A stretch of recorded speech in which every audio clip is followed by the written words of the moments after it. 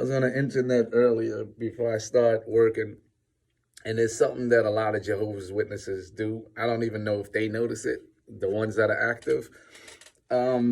They'll put up videos and stuff or pictures or whatever of maybe their children or whoever, their mother and father or whatever, and say something like, hey, can't believe that on this day, Dolores is 5 years old.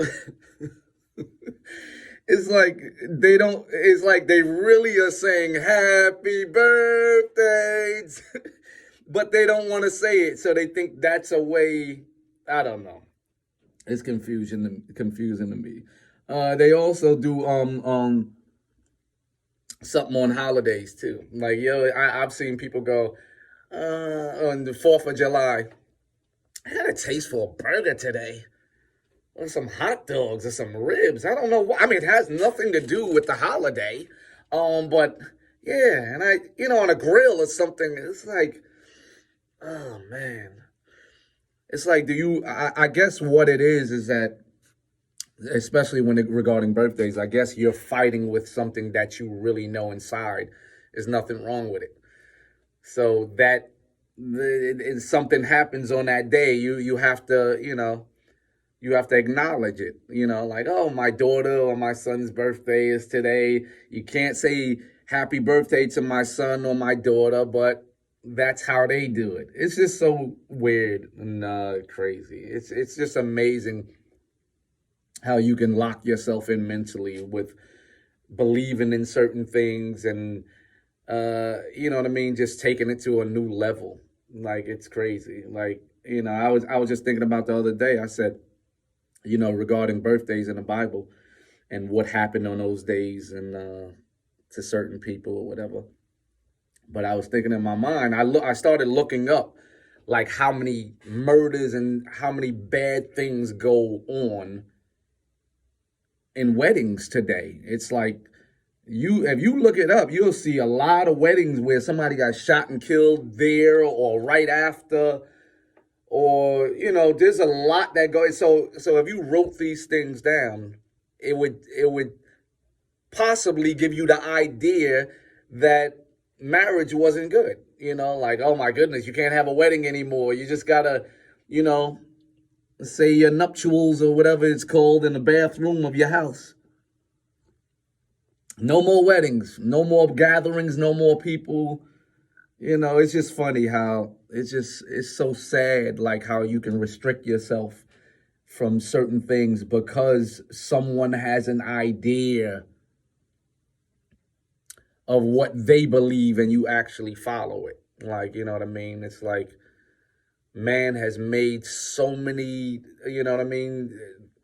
They have said so many different things throughout our life and society. Like, okay, this is what this means. This is what this is. This is what you do. This is what, and you either decide to follow it or not.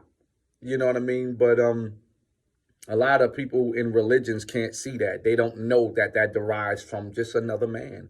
It's like if Elijah Muhammad said things, people follow it. What's the guy from Scientology? I forgot his name or whatever.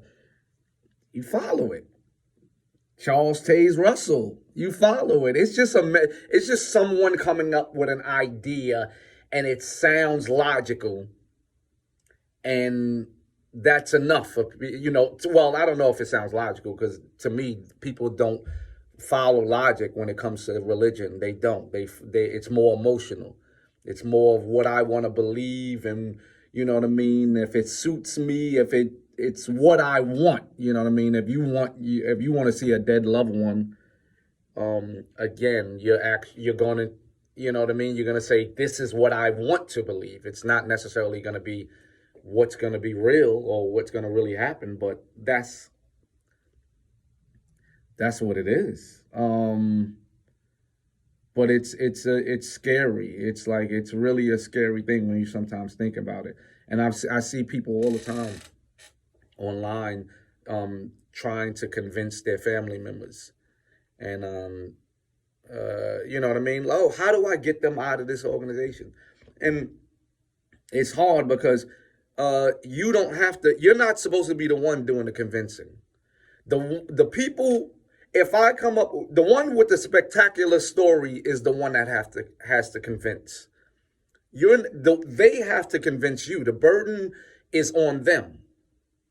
That lies on their shoulders, not yours. You believe that you're loved by God no matter what.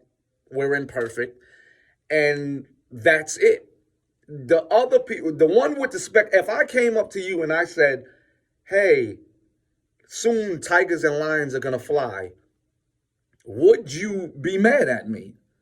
You would say, "Oh, okay, you have to convince me of that." And I think it's the same. I don't think it's much different. I'm the one that is coming up with this spectacular story that we have never seen in society since we were here. Since we've seen tigers and lions roam the earth on four legs, roar, growl, prey on other animals, kill them, and that's it. So if I tell you they're gonna fly one day, I have to. The burden of proof is on me. You're not supposed to have to try to convince a Jehovah's Witness something that they're saying like is wrong. They have to convince you that it's right.